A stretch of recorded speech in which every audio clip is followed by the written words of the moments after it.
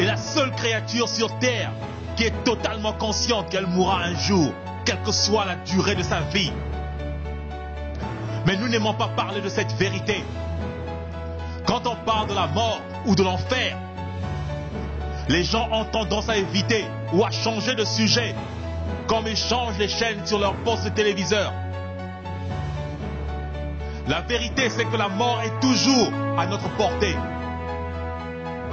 Chaque heure, 6461 personnes meurent dans le monde.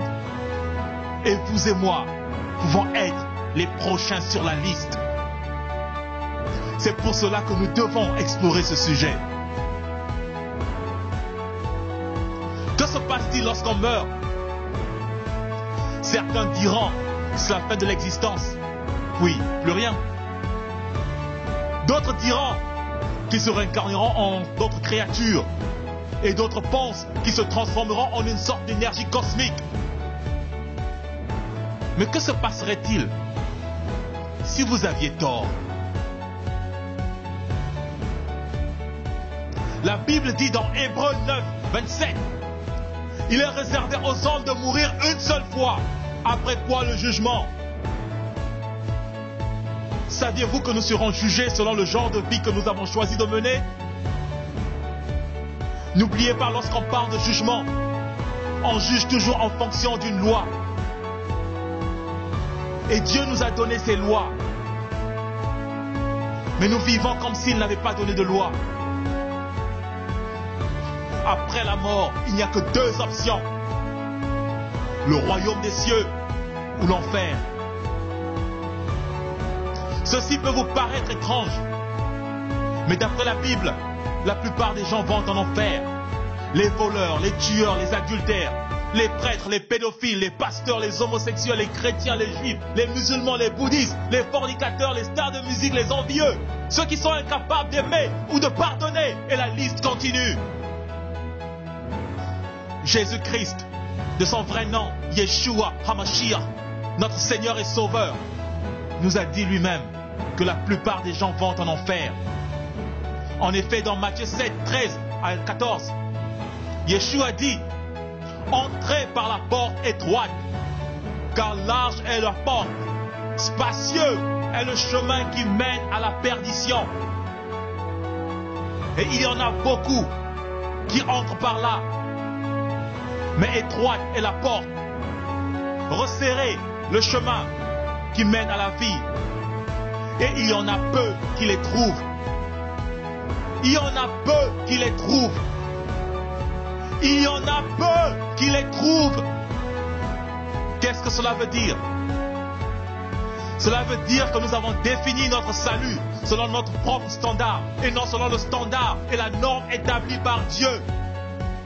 Car entrer par la porte étroite et marcher sur le chemin resserré demande beaucoup de discipline spirituelle et physique.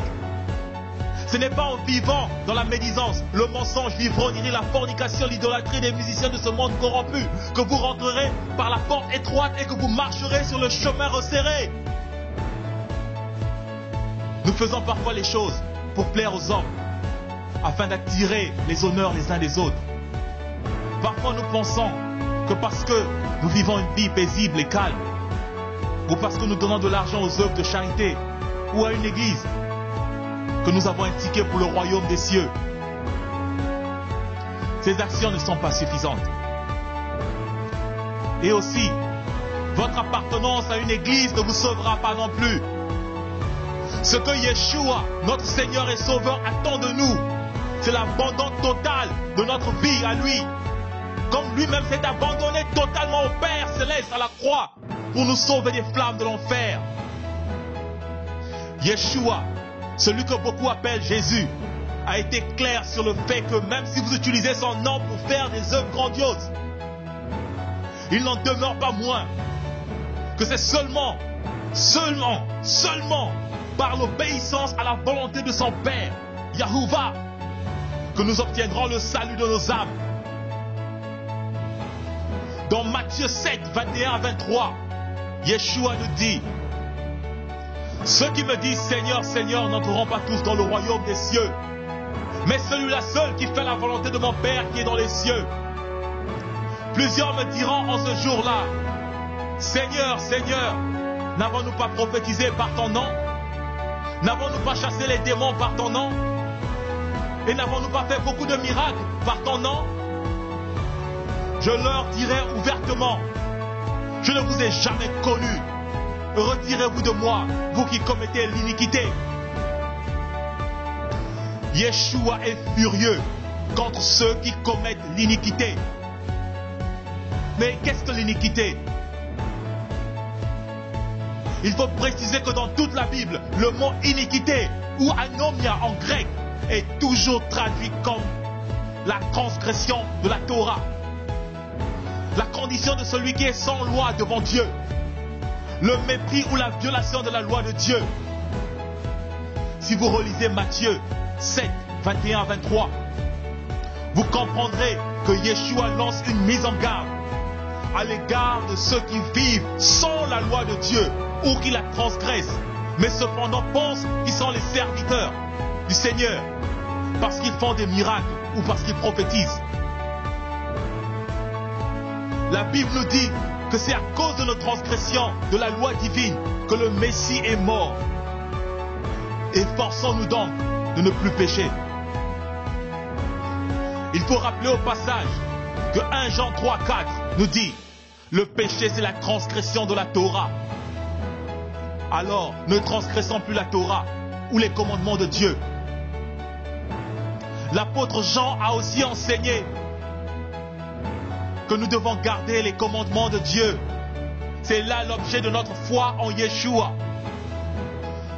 Nous connaissons que nous aimons les enfants de Dieu lorsque nous aimons Dieu et lorsque nous pratiquons ses commandements. Car l'amour de Dieu consiste à garder ses commandements. Et ses commandements ne sont pas pénibles. Parce que tout ce qui est né de Dieu triomphe du monde. Et la victoire qui triomphe du monde, c'est notre foi.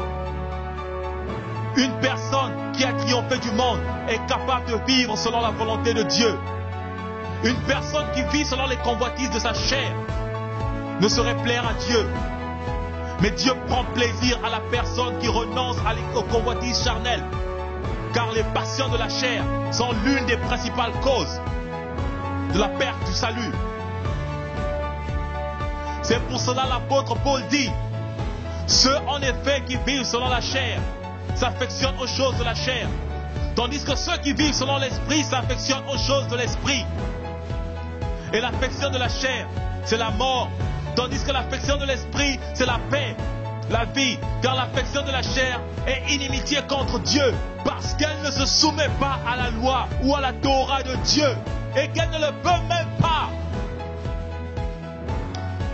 Si vous ne vous repentez pas, l'argent que vous détournez aujourd'hui et que vous amassez aujourd'hui ne vous aidera pas en enfer. Les femmes ou les hommes avec lesquels vous couchez, vous forniquez avec, ne vous aideront pas en enfer. Votre orgueil, votre pasteur, les stars de cinéma et de musique que vous adorez aujourd'hui ne vous aideront non plus. Vos amis ne vous seront d'aucune aide en enfer. Si vous êtes incapable de pardonner même à la personne qui vous a fait le plus de mal, vous êtes en danger de vous retrouver en enfer. C'est maintenant que vous devez décider votre futur. Le royaume céleste ou l'enfer. La vie ou la mort. Choisissez la vie en Yeshua, mes frères et mes sœurs. Aujourd'hui, les églises sont occupées à vous aveugler en vous enseignant pratiquement presque tout le temps à convoiter, à poursuivre les richesses et les trésors de ce monde corrompu. La doctrine de la prospérité est l'une des portes qui mènent en enfer. Cette doctrine de la prospérité est une forme pure d'idolâtrie. À quoi sert-il à un homme de vivre 90 ans dans l'opulence, de collectionner les maisons, les voitures, les femmes, les entreprises, les diamants, pour finir à la fin en enfer?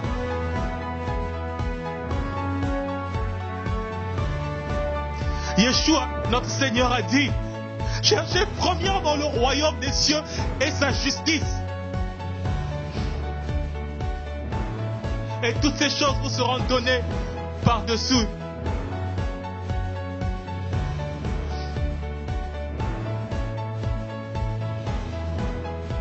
Yeshua a bien dit, cherchez premièrement le royaume et la justice de Dieu. Il n'a pas dit cherchez premièrement ces choses. Mais il a dit que ces choses vous seront données sans que vous les demandiez. La condition pour recevoir toutes ces choses, c'est de rechercher le royaume et la justice de Dieu. Comment rechercher le royaume et la justice de Dieu, me demanderez-vous? C'est en vivant selon les commandements de Dieu. C'est en détruisant chaque jour qui passe le péché dans notre vie. C'est en aimant notre prochain. C'est en prenant soin du pauvre, de la veuve, de l'orphelin, car ces personnes sont précieuses aux yeux de notre Dieu. C'est en faisant de Yeshua, HaMashiach, notre Seigneur, notre Sauveur, le maître de notre existence. Aujourd'hui encore, plusieurs personnes mesurent le degré de leur relation avec Dieu par rapport à leurs avoirs, par rapport à leur argent, par rapport à leurs possessions matérielles. Souvenez-vous que le diable aussi avait offert des bénédictions et la gloire à notre Seigneur Yeshua. Ce n'est pas parce que vous avez un bon travail, une belle maison, une belle voiture, que Elohim est forcément l'auteur de ces bénédictions. Ce n'est pas parce que votre entreprise prospère que c'est forcément la bénédiction de l'Éternel.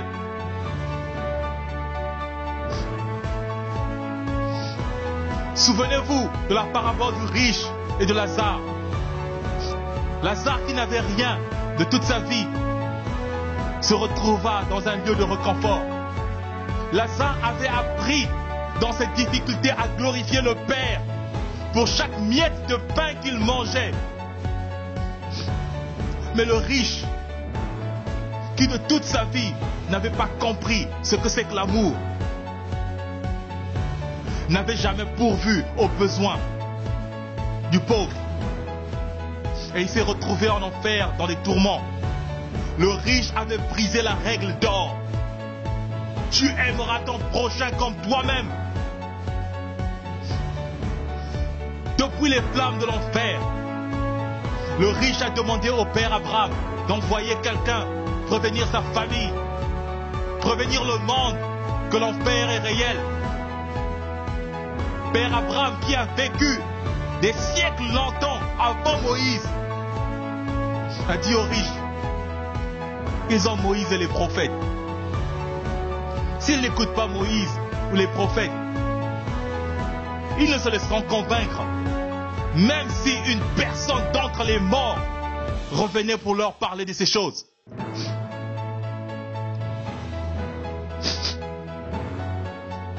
Père Abraham avait raison. Mais la prière du riche avait été exaucée. Yahuwah Elohim, notre Dieu a ressuscité Yeshua, notre Sauveur, d'entre les morts. Qu'est-ce que Yeshua a dit à ses disciples avant son ascension? Allez, faites de toutes les nations des disciples et enseignez-les à observer ce que je vous ai prescrit. Qu'est-ce que Yeshua avait prescrit à ses disciples? Il a dit à ses disciples, ne suivez pas les pharisiens qui marchent selon leur tradition, mais suivez la loi que mon Père a donnée à Moïse. Suivez ce que disent les prophètes. Lisez bien votre Bible. Le noyau de l'enseignement du Messie était de ramener le peuple israélite à l'obéissance à la Torah et de les éloigner des traditions humaines. Mais aujourd'hui encore, beaucoup d'églises enseignent l'iniquité en disant que la loi de Moïse et les prophètes ne sont plus valides. Mais Yeshua avait bien dit, ce monde et sa gloire corrompus passeront, mais ma parole ne passera point. Aujourd'hui, il y a toute cette pagaille dans les églises parce que nous avons rejeté la loi. Laissez-moi vous rappeler que le mot iniquité veut dire vivre sans la loi de l'Éternel, Adonai, ou transgresser la loi de Dieu. C'est ça l'iniquité. Il n'y a pas d'autre définition. Adonai Elohim, notre Dieu, dit dans Osée 4, 6, mon peuple est détruit parce qu'il lui manque de connaissance. Puisque tu as rejeté la connaissance, je te rejetterai. Et tu seras dépouillé de mon sacerdoce. Puisque tu as oublié la loi de ton Dieu, j'oublierai aussi tes enfants. Si Dieu a puni aussi sévèrement les Israélites pour avoir abandonné sa loi, croyez-vous qu'il vous épargnera? Croyez-vous qu'il nous épargnera, nous les nations, si nous faisons de même? Yeshua a réprimandé les pharisiens parce qu'ils ne suivaient pas la loi de Dieu. Croyez-vous que Yeshua ne vous réprimanderait pas d'avoir jeté sa loi dans les oubliettes? La loi de son Père est précieuse à ses yeux. Yeshua est un juste juge et il ne fera pas deux poids, deux mesures. Tel qu'il a jugé les pharisiens, tel il nous jugera. Les hommes peuvent se moquer et faire toutes sortes de blagues sur l'existence de l'enfer. Certains d'entre nous faisant des efforts pour ne pas y penser ou d'y croire. Mais il n'en demeure pas moins que l'enfer est bel et bien réel. Il existe bien. C'est un endroit réel. Un lieu de tourment et de torture perpétuelle. Vous croyez que j'ai envie de vous foutre la trouille, hein? Eh bien, vous ferez bien d'avoir peur et de trembler, de prendre la bonne décision avant qu'il soit trop tard pour vous. Beaucoup de gens n'aiment pas ce sujet, car cela blesse leurs sentiments. Mais nous savons tous que la vérité blesse. Et c'est cette même vérité qui conduit à la vie, mes frères et mes sœurs. Car elle nous délivre. Elle délivre le peuple des chaînes de l'ignorance. Nous sommes devenus tellement ignorants. Vous avez entendu des pasteurs ou des chrétiens vous dire que Dieu est amour. Il est tellement amour qu'il n'enverra jamais quelqu'un en enfer. Il est vrai que Dieu est amour. Mais il est aussi justice. Il est aussi sainteté. Vous devez savoir que Dieu est saint. Et il ne peut pas coexister avec le péché. Si vous tenez à vivre dans votre péché, Dieu vous rejettera. Psaume 5, versets 5 à 6. Car tu n'es point un Dieu qui prenne plaisir au mal.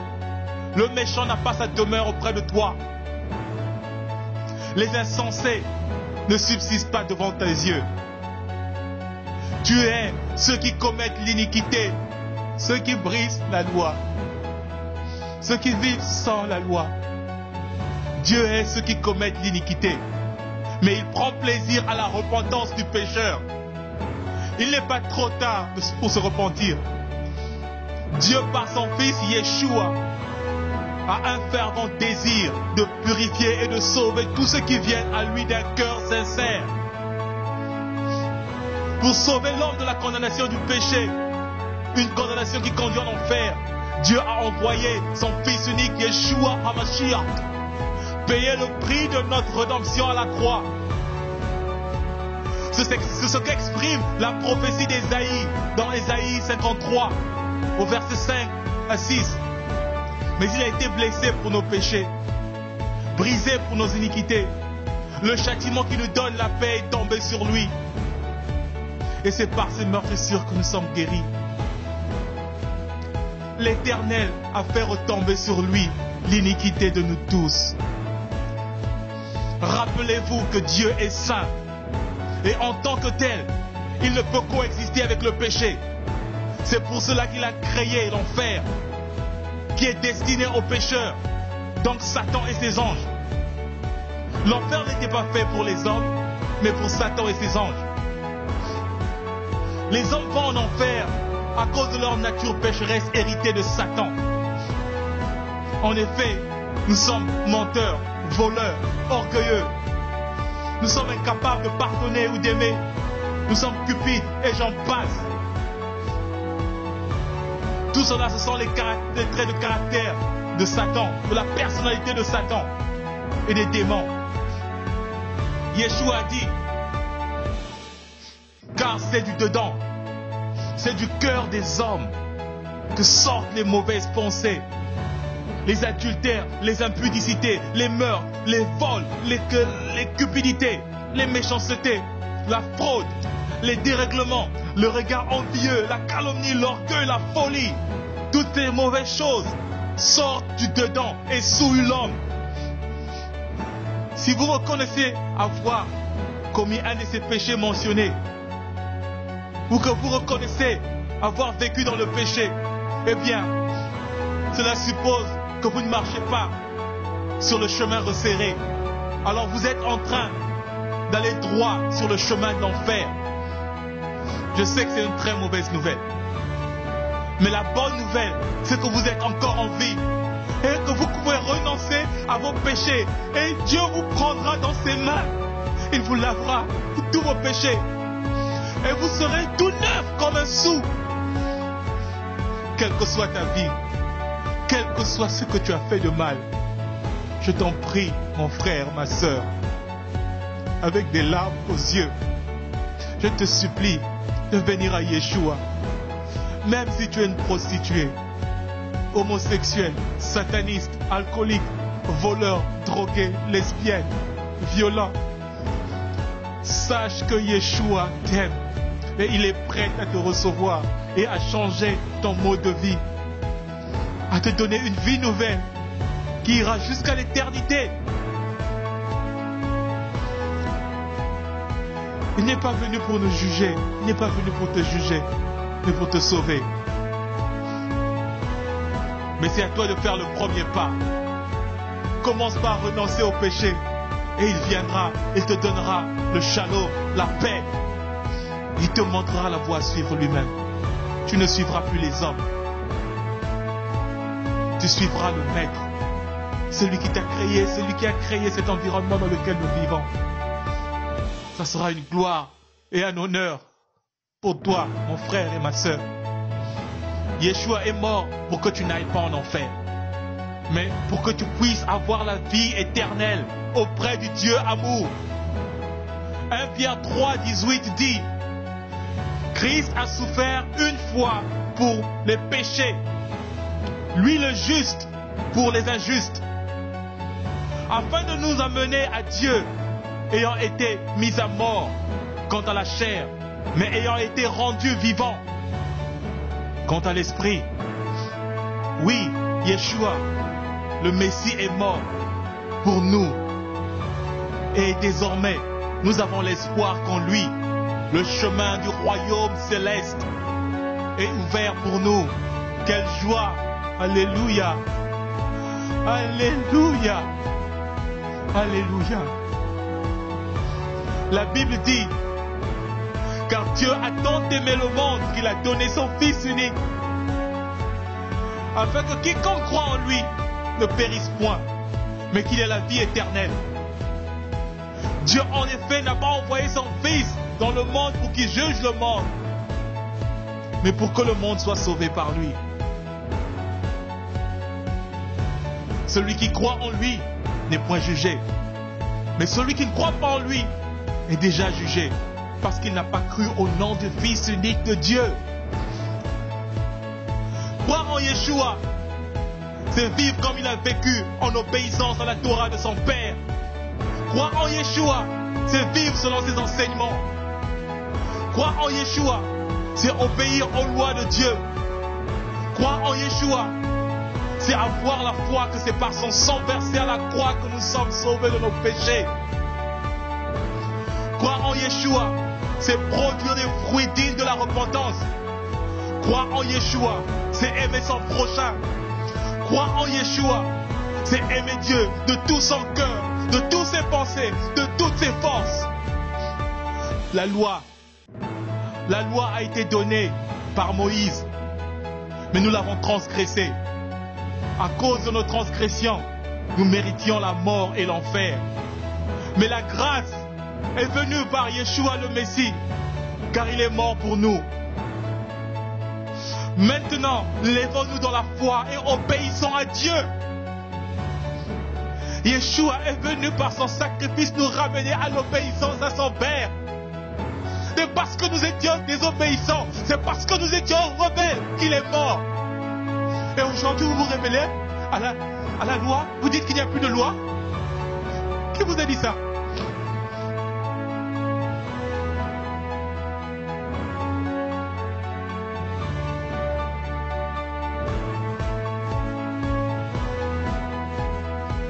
Méditons sur ces paroles de notre Maître et Sauveur, Yeshua HaMashiach. Voici, je viens bientôt, et ma rétribution est avec moi, pour rendre à chacun selon ce qu'est son œuvre. Je suis l'Aleph et le Tav, le premier et le dernier, le commencement et la fin. Heureux ceux qui lavent leur robe afin d'avoir droit à l'arbre de vie et d'entrer par les portes dans la ville. Dehors les chiens, les enchanteurs, les impudiques, les meurtriers, les idolâtres et quiconque aime et pratique le mensonge. Moi, Yeshua, j'ai envoyé mon ange pour vous attester ces choses dans les églises. Je suis le rejetant de la postérité de David, l'étoile brillante du matin.